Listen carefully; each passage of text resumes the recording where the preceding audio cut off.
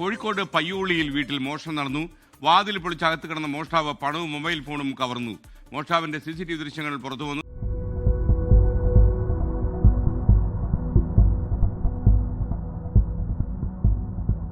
കോഴിക്കോട് പയ്യോളിയിലാണ് ഈ മോഷണം നടന്നിരിക്കുന്നത്. KK റസാഖ് എന്ന വ്യക്തിയുടെ വീട്ടിലാണ് മോഷണം നടന്നിരിക്കുന്നത്.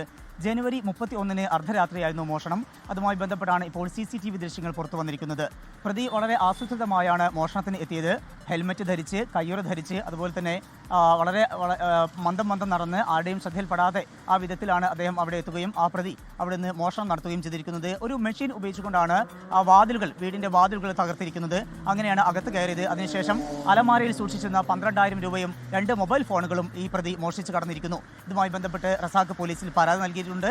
പയ്യോളി പോലീസ് ഈ CCTV ദൃശ്യങ്ങൾ ഉൾപ്പെടെ കേന്ദ്രീകരിച്ചുകൊണ്ടുള്ള അന്വേഷണം തുടരുകയാണ്. വൈകാതെ തന്നെ പ്രതിയെ കണ്ടെത്താൻ കഴിയും എന്നുള്ള പ്രതീക്ഷയാണ് അന്വേഷണ സംഘത്തിനുള്ളത്. ഏതായാലും പ്രതിയുടെ ദൃശ്യങ്ങൾ കൂടി ഇപ്പോൾ പുറത്തു വന്നിട്ടുണ്ട്. SK